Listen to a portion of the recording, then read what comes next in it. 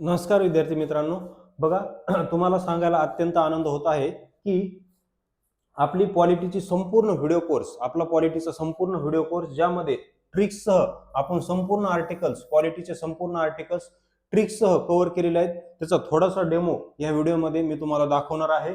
संपूर्ण articles ट्रिक्ससह cover केलेले आहेत. तसेच ज्यावर कंबाईन प्रश्न विचारते, बघा कंबाईन आता 15 मार्काला पॉलिटी विचारलं जातं, प्री असो किंवा मेन्स असो, 15-15 मार्काला पॉलिटी प्रश्न विचारले जातात. तर या संपूर्ण 15 मार्काची तयारी आपण करून घेतलेली आहे आणि या व्हिडिओ कोर्सची प्राइस 14 एप्रिल आणि 15 एप्रिल हे 2 दिवस फक्त 135 रुपये आपण ठेवलेले आहे. आता 135 रुपये का ठेवले असेल हे तुम्ही समजू शकता का? कारण डॉक्टर बाबासाहेब आंबेडकर यांची 135वी जयंती आहे. या वर्षीची जी जयंती आहे ती डॉक्टर बाबासाहेब आंबेडकरांची कितवी जयंती आहे? तर 135वी जयंती आहे. आपल्या कोर्सची मूळ प्राइस ही 500 रुपये. किती? 500 रुपये. मात्र आपण डॉक्टर बाबासाहेब आंबेडकर यांच्या जयंतीनिमित्त खास ऑफर ठेवलेली आहे. 2 दिवस 13, 14 आणि 15 असे 3 दिवस फक्त 135 रुपये प्राइस आपण या कोर्सची ठेवलेली आहे. त्यामुळे जास्तीत जास्त काय करा, तुम्ही फायदा घ्या. त्यासाठी तुम्हाला काय करायचं आहे, बालाजी ट्रिक्स अकॅडमी हे आपले ऍप आहे, हे तुम्हाला इन्स्टॉल करायचे आहे. तसे टेलिग्राम पण बालाजी ट्रिक्स अकॅडमी या नावानेच आहे. टेलिग्राम जॉईन करा, त्यावर तुम्हाला लिंक मिळून जाईल ऍपची. तसेच इतर काही माहिती मिळवायची असेल, कोर्स बद्दल काही तुम्हाला माहिती हवी असेल तर तुम्ही या नंबरवर संपर्क करू शकता, 84 21 90 83 84. तसेच तुम्ही जर मेन्सला असेल तर आपल्याकडे संपूर्ण इंग्लिश व्होकॅब्युलरीचे ट्रिक्स पेड पीडीएफ आहेत, त्या पण तुम्हाला या नंबरवर संपर्क करून मिळून जातील. तसेच सायन्सचे पण आपण व्हिडिओ कोर्स बनवलेले आहेत छोटे छोटे. तर बघा आता यामध्ये नेमक्या ट्रिक्स कशा असतील, काय असतील, त्याचा थोडासा डेमो मी इथे तुम्हाला दाखवतो. तर बघा आता याच्यामध्ये मूलभूत हक्काचे आपण काय आर्टिकल पाहणार आहोत. तर बघा कलम 14 काय आहे, तर कलम 14 हे मूलभूत हक्कातील आहे, आपल्या सर्वांनाच माहित आहे. मात्र कलम 14 काय आहे, तर कायद्यासमोर समानता हे आहे. बघा कलम 14 काय आहे, कायद्यासमोर समानता. आता हा व्हिडिओ थोडासा फास्ट असेल कारण मी जाहिरात करतोय, मात्र आपलं जे कोर्स बनवलेला आहे तो अगदी सुटसुटीत बनवलेला आहे. 25 ते 30 व्हिडिओ त्यामध्ये आहेत आणि आणखी 2-3 व्हिडिओ पडतील आणि एकदम त्याची प्राइस किती ठेवलेली आहे, फक्त 135. तुम्ही त्या ऍप मध्ये जाऊन तिथे पण तुम्ही एक डेमो व्हिडिओ टाकलेला मी, ते पण तुम्ही पाहू शकता. तर बघा कलम 14 काय, कायद्यासमोर समानता. मग याला ट्रिक्स नुसार कसं लक्षात ठेवलेलं पहा आपण. याची ट्रिक्स अशी केलेली आहे, ए फॉर आम आदमी असो किंवा डी फॉर एखादा डॉन असो. बघा ट्रिक्स काय आहे, ए फॉर एखादा आम आदमी असो किंवा डी फॉर एखादा डॉन असो, दोघेही कसे असतील, तर कायद्यासमोर काय असतील, दोघेही सर्व म्हणजेच एखादा आम आदमी असो किंवा एखादा डॉन असो, दोघेही कसे असतील, कायद्यासमोर समान असतील. मग असं का ट्रिक्स केली, त्याचं कारण असं आहे की आम आदमीचा जो ए आहे तो एबीसीडी नुसार 1 नंबरला येतो आणि डॉनचा डी एबीसीडी नुसार 4 नंबरला येतो. म्हणजे 1 आणि त्यावर 4 झाले 14. म्हणून कलम 14 काय आहे, तर कायद्यासमोर समानता. मग हा हक्क भारतीय तसेच परकीय दोघांनाही, आणि समानता ही नकारात्मक आहे आणि ही आपण ब्रिटन कडून घेतलेली. आता यामध्ये बाकी संपूर्ण डिटेल कसं असतं, काय असतं, त्याचे अपवाद पण इथे दिलेले आहेत, ते तुम्ही पाहून घेऊ शकता. कारण इथं एकाच आर्टिकलवर जास्त वेळ घालायला आपल्याला परवडणार नाही, कारण तुम्हाला दुसऱ्या पण आर्टिकलच्या ट्रिक्स मी तुम्हाला दाखवणार आहे. तर बघा आता इथे कलम 15 काय आहे, तर कलम 15 आहे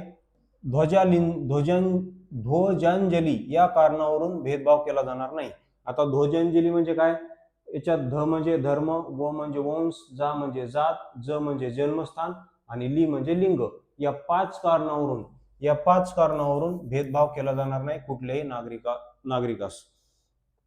तर या 15ला लक्ष ठेवण्याची ट्रिक्स काय केलेली बघा मी. याची ट्रिक्स अशी आहे की 15 नुसार पंढरपूर मंदिरात दर्शनासाठी एखाद्या व्यक्तीला वरील 5 कारणावरून भेदभाव केला जाणार नाही.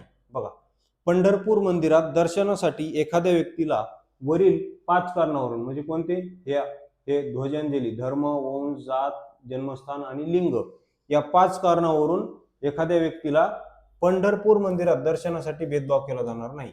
आता पंढरपूर मंदिरातच का म्हटलं, कारण बघा कलम 15 पंढरपूर, 15 आणि पंढरपूर, हे बघा हे 15 आणि हे पंढरपूर दोन्ही शब्दाचा काय होतो इथे, प म्हणजे 15, प म्हणजे पंढरपूर.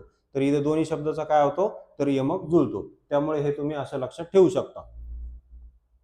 त्यानंतर पुढचं बघू. आपण तसेच त्यावर आलेले पीओ कुपन घेतलेले आहेत, पीओ कुपन तुम्हाला मी दाखवतो. बघा आता कलम 16 बघा, कलम 16 काय आहे, तर कलम 16 आहे सरकारी नोकऱ्यांमध्ये सर्वांना समान संधी. बघा कलम 16 काय आहे, तर सरकारी नोकऱ्यांमध्ये सर्वांना समान संधी, असं कलम 16 मध्ये सांगितलेले आहे. मग याची ट्रिक्स बघा, याची ट्रिक्स अशी आहे की पी फॉर पोलीस भरतीमध्ये सर्वांना समान संधी, असं आपण म्हणू शकतो. पी फॉर पोलीस भरतीमध्ये सर्वांना समान संधी. का? कारण पोलीस भरती एक सरकारी नोकरी आहे, आणि पोलीस भरतीच का म्हटलं मी, त्याचं कारण असं आहे की पोलीस भरतीचा जो काय हा पी आहे तो एबीसीडी नुसार 16 नंबरला येतो. किती नंबरला येतो? 16. म्हणून कलम 16 आहे सरकारी नोकऱ्यांमध्ये सर्वांना समान संधी, म्हणजेच पोलीस भरतीमध्ये सर्वांना समान संधी, असं आपण इथे म्हणू शकतो. त्यानंतर पुढे बघा कलम 17 दिलेलं आहे. 17 मध्ये काय सांगितले? अस्पृश्यता बंदी. कलम 17 मध्ये काय सांगितलंय? अस्पृश्यता बंदी. बघा अस्पृश्यता गुन्हे कायदा 1955, कलम 17 अस्पृश्यता बंदी. मग याची ट्रिक्स बघा, याची ट्रिक्स अशी लक्षात ठेवता येईल की सातारा जिल्ह्यात सर्वप्रथम अस्पृश्यता बंदी झाली. सर्वप्रथम अस्पृश्यता बंदी कुठे झाली? तर सातारा जिल्ह्यात झाली, असं आपण याला म्हणू शकतो. सर्वप्रथम सातारा जिल्ह्यात अस्पृश्यता बंदी झाली. का? कारण बघा 17 सातारा 17 सातारा 17 सातारा असं दोन्ही शब्दाचा काय होतो इथे, तर यमक जुळतो. 17 सातारा 17 सातारा, म्हणून आपण ट्रिक केली आहे की सातारा जिल्ह्यात सर्वप्रथम अस्पृश्यता बंदी झाली. त्यानंतर कलम 18 बघा, कलम 18 आहे पदव्या नष्ट करणे. कलम 18 काय आहे? पदव्या नष्ट करणे. मग याची ट्रिक्स काय केलेली आपण? आर आर फॉर रिवॉर्ड नष्ट करणे असे आपण म्हणू, किंवा किंवा हे जे हे बघा, हे कलम 18 नुसार कोणत्या पदव्या बंद केलेल्या आहेत? ज्या इंग्रजाच्या काळात दिल्या जात होत्या. मग इंग्रजाच्या काळात कोणत्या पदव्या दिल्या जात होत्या? तर बघा राव बहादूर, राय बहादूर ह्या पदव्या इंग्रजांच्या काळात दिल्या जात होत्या. तर त्याच पदव्या कलम 18 नुसार काय केलेल्या आहेत? तर रद्द केलेल्या आहेत. मात्र पद्म पुरस्कार दिले जातात, कारण पद्म पुरस्कार या अंतर्गत येत नाहीत. ओके, इंग्रजाच्या काळात दिले जाणारे राव बहादूर, राय बहादूर ह्या ज्या पदव्या आहेत, ह्याच पदव्या काय केलेल्या आहेत? तर कलम 18 नुसार इथे रद्द केलेल्या आहेत. हे तुम्ही इथे लक्षात घ्या, पदव्या नष्ट करणे. ओके, याची ट्रिक्स अशी लक्षात ठेवा, राव बहादूर, राय बहादूर या पदव्या दिल्या जात होत्या, त्या रद्द केलेल्या आहेत. बाकीच्या चालूच आहेत. मग आर फॉर, कारण आर वरून हे बघा, राय बहादूर मध्ये आर ने सुरुवात होते, राव बहादूर आणि राय बहादूर दोन्ही आर ने सुरुवात होते, आणि आर हा एबीसी नुसार 18 नंबरला येतो. त्यानंतर कलम 19 काय? कलम 19 आहे स्वातंत्र्याचे अधिकार. कलम 19 मध्ये काय सांगितलंय? स्वातंत्र्याचे अधिकार. तर यामध्ये खालील 6 प्रकारचे स्वातंत्र्य दिलेले आहेत, हे सर्व तुम्ही पाहून घेऊ शकता. आणि हे कलम 19 ला कसं लक्षात ठेवायचं बघा, भारताला स्वातंत्र्य कधी भेटलं होतं? 1947 ला. कधी? 1947 ला. ओके, भारताला 1947 ला स्वातंत्र्य भेटलं. मग या 1947 मधले सुरुवातीचे 19 काय, 47 कट करा. सुरुवातीचे 19 म्हणजे स्वातंत्र्याचे अधिकार. ओके, त्यानंतर यावर आलेले प्रश्न पण इथे बघा, इथे प्रश्न पण घेतलेले आपण. बघा कलम 14 वर काय प्रश्न आला होता? त्या अपवादासंबंधी आला होता, ते तुम्ही वाचून घ्या अगोदर, नंतर तुम्हाला कळेल. आता कलम 14 इथे जोड्या लावायला आला होता बघा. नुकतीच गटक 24 झाली, तिला आला होता हे बघा, गटक 24 आणि एसटी 16 ला. तर काय होता प्रश्न बघा, इकडे कलम दिलेले होते आणि इकडं त्याच्या जोड्या. कलम 14 काय, तर त्याची जोडी काय? कायद्यासमोर समानता. कारण आपण ट्रिक्स काय केलेली की ए फॉर एखादा आम आदमी असो, किंवा डी फॉर एखादा डॉन असो, दोघे कसे असतील? कायद्यासमोर समान असतील, अशी आपण त्याची ट्रिक्स केलेली आहे. ओके, त्यानंतर 16 आहे सरकारी नोकरीमध्ये सर्वांना समान संधी. कारण 16ची ट्रिक्स काय केलेली आपण? 16ची ट्रिक्स काय केलेली? पोलीस भरतीमध्ये सर्वांना समान संधी, अशी आपण त्याची 16ची ट्रिक्स केलेली आहे. सरकारी नोकरी समान संधी म्हणजेच पोलीस भरतीमध्ये सर्वांना समान संधी, अशी आपण 16ची ट्रिक्स केलेली आहे. त्यानंतर 17 आहे अस्पृश्यता बंदी. याची ट्रिक्स काय केलेली आपण? सर्वप्रथम अस्पृश्यता कुठे नष्ट झाली? तर सातारा जिल्ह्यात सर्वप्रथम अस्पृश्यता नष्ट केली, अशी आपण ट्रिक्स केलेली आहे. कारण 17 17 असा काय होतोय? तर इथे यमक जुळतो.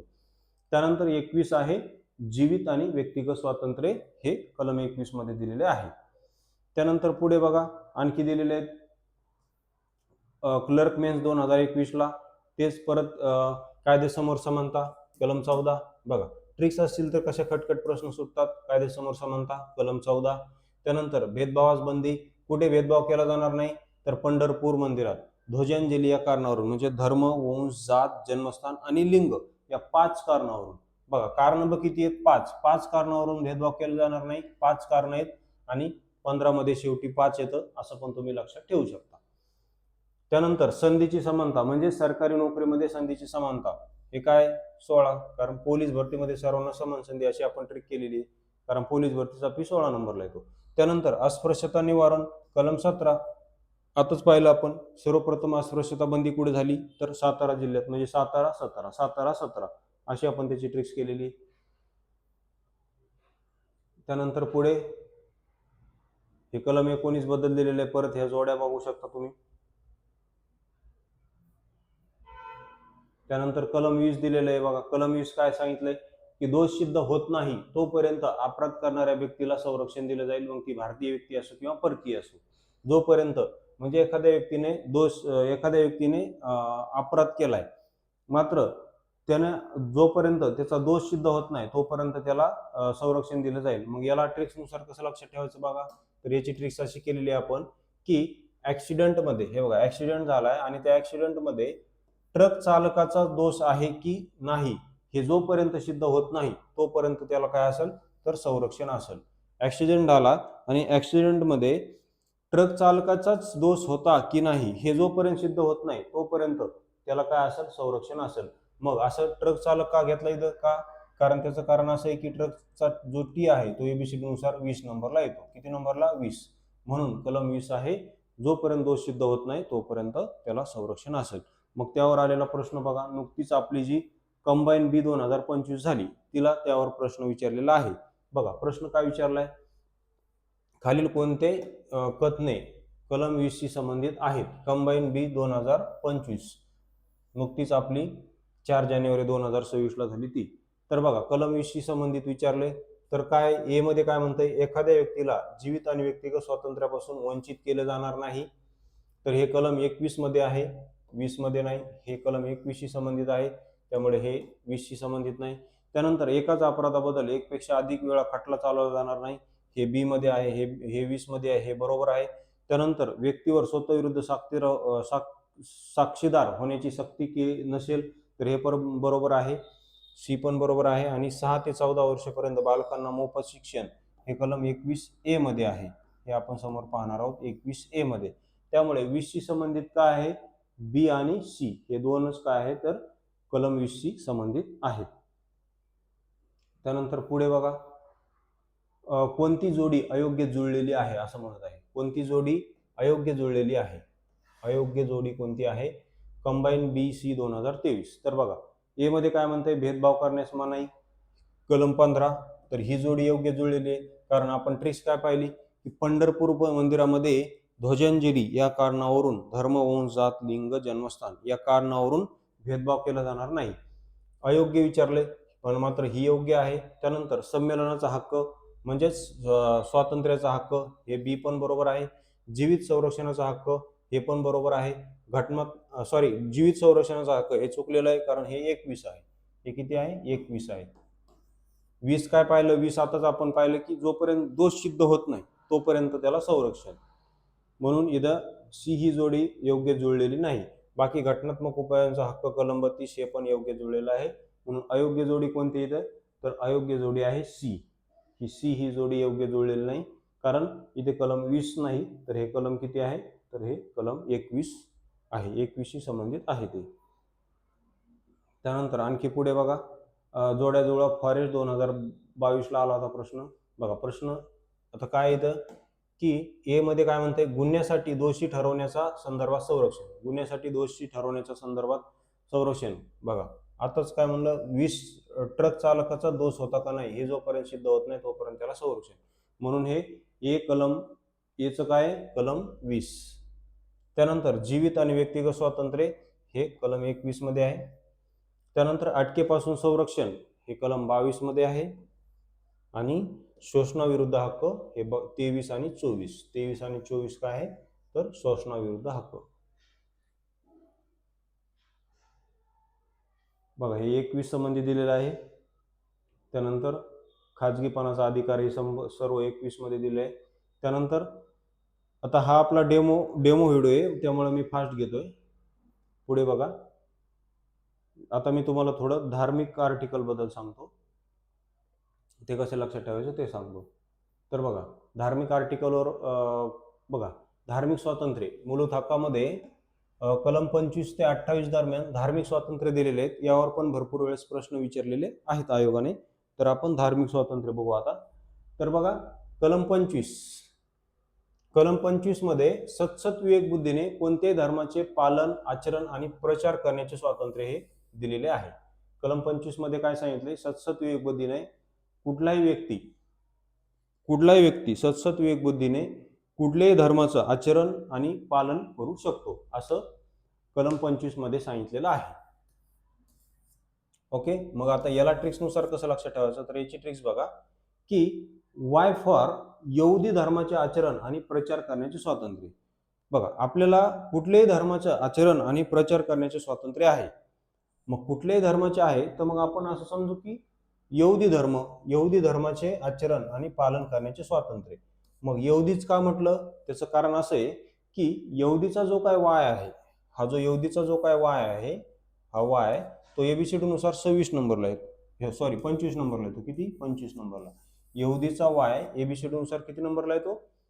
25 नंबरला येतो. म्हणून कलम 25 आहे सतसत विवेक बुद्धीने कोणत्याही धर्माचं पालन आणि आचरण तसेच प्रचार करण्याचे स्वातंत्र्य. म्हणजेच यहुदी धर्माचे आचरण आणि प्रचार करण्याचे स्वातंत्र्य असं आपण म्हणू, कारण यहुदीचा वाय एबीसीडी नुसार 25 नंबरला येतो. आता याच्यामध्ये अपवाद काय की एखाद्या व्यक्तीचे जबरदस्तीने धर्मांतर करण्याचा अधिकार कुणालाही कलम 25 देत नाही. म्हणजे एखादा हिंदू असेल तर जबरदस्तीने त्याला मुस्लिम बनवता येणार नाही, एखादा मुस्लिम असेल तर जबरदस्तीने त्याला हिंदू बनवता येणार नाही. म्हणजे जबरदस्ती कुणावरही केली जाणार नाही, असंही त्यामध्ये सांगितलेलं आहे. आणि त्यावर प्रश्न पण बघा, प्रश्न कधी आला होता? कलम 25 वर. खालील कलम 25 महत्वाचा आहे बघा. हे बघा, आपण म्हणजे आपला हा कोर्स कसा आहे, ते आर्टिकल आपण पाहिलेले आणि तिथं लगेच त्यावर आलेले प्रश्न पण आपण काय केलेले तर कव्हर केलेले आहेत. तर बघा, आता इथे खालील कोणत्या तरतुदी घटनेच्या कलम 25 मध्ये आहेत असं म्हटलंय. खालील कोणत्या तरतुदी या घटनेच्या कलम 25 मध्ये आहेत असं इथे म्हटलेलं आहे. एसओ मेन्स 2022 आणि फॉरेस्ट 2018 ला हा प्रश्न आलेला आहे. तर बघा, खालील कोणत्या तरतुदी कलम 25 मध्ये आहेत? एसओ मेन्स 22 आणि फॉरेस्ट. तर बघा, ए काय म्हणत आहे? सतसत विवेक बुद्धीचे स्वातंत्र्य. तर हे बरोबर आहे, कलम 25 मध्ये याची तरतूद आहे. त्यानंतर बी म्हणत आहे धर्माचे पालन करण्याचा अधिकार. धर्माचे पालन पण आपण करू शकतो, हे पण बरोबर आहे. सी धर्माचे आचरण करण्याचा अधिकार, बरोबर आहे, आचरण बी करू शकतो. डी काय म्हणत आहे? व्यक्तीचे विशिष्ट धर्मात धर्मांतर करण्याचा हक्क. बघा, म्हणजे एखाद्या व्यक्तीचे विशिष्ट धर्मात धर्मांतर आपण म्हणजे त्याच्या विरुद्ध करू शकत नाही. व्यक्तीचे विशिष्ट धर्मात धर्मांतर करण्याचा हक्क म्हणजे इथं एखाद्या व्यक्तीचे आपण स्वतः धर्मांतर नाही करू शकत, ती स्वतः धर्म बदलू शकते, परंतु तिच्यावर आपण फोर्स नाही करू शकत की तू हा धर्म घे म्हणून इथं योग्य आन्सर फक्त ए बी सी आहे. डी इथे चुकलेला आहे. कारण एखाद्या व्यक्तीचे विशिष्ट धर्मात आपण धर्मांतर करण्याचा अधिकार कुणालाही दिलेला नाही. ती व्यक्ती स्वतःच्या इच्छेने करत असेल तर ठीक आहे, मात्र दुसरं कोणीही त्या व्यक्तीला धर्मांतर करण्यासाठी फोर्स करू शकणार नाही. त्यानंतर आणखी प्रश्न आलेला आहे याच्यावर. हे बघा, प्रश्न काय? जोड्या जुळवामध्ये काय आलेला आहे? कलम 14 तर आपण पाहिले, आता ते एकदम फिट झाले, परफेक्ट. असेच आपण प्रत्येक संपूर्ण आर्टिकल्स एकदम फिट केलेले आहेत 368 पर्यंत संपूर्ण आर्टिकल्स आपण कव्हर केलेले आहेत. तसेच जे पंचायत राजचे 243 ए, किती? 243 ए पासून ते 243 ZG पर्यंत संपूर्ण आर्टिकल, हे संपूर्ण सब आर्टिकल पण आपण ट्रिक्ससह कव्हर केलेले आहेत. तर जोड्या जुळवा बघा, कलम 14 काय म्हणत आहे? कायद्यासमोर समानता आहे कलम 14. कारण याची ट्रिक काय केलेली आहे? ए फॉर एखादा आम आदमी असो किंवा डी फॉर एखादा डॉन असो, दोघेही कसे असतील? कायद्यासमोर समान असतील. त्यानंतर 21 आहे जीवित आणि व्यक्तिगत स्वातंत्र्याचा अधिकार. त्यानंतर 23 आहे मानवी व्यापार आणि 26 आहे धार्मिक व्यवहाराचे व्यवस्थापन पाहणे स्वातंत्र्य. हे आता आपण पाहणार आहोत.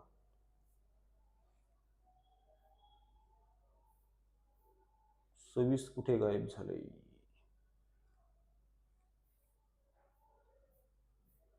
हा, हे 26 बघा, धार्मिक व्यवहाराचे व्यवस्थापन पाहण्याचे स्वातंत्र्य 26 मध्ये दिलेले आहे. कलम 26 काय आहे? तर धार्मिक व्यवहारांचे व्यवस्थापन करण्याचे स्वातंत्र्य. मग याची ट्रिक्स बघा, याची ट्रिक्स आपण काय केलेली? A to Z व्यवस्थापन पाहण्याचे स्वातंत्र्य. आपण काय म्हटलेलं आहे? A to Z व्यवस्थापन पाहण्याचे स्वातंत्र्य. A to Z व्यवस्थापन पाहण्याचे स्वातंत्र्य.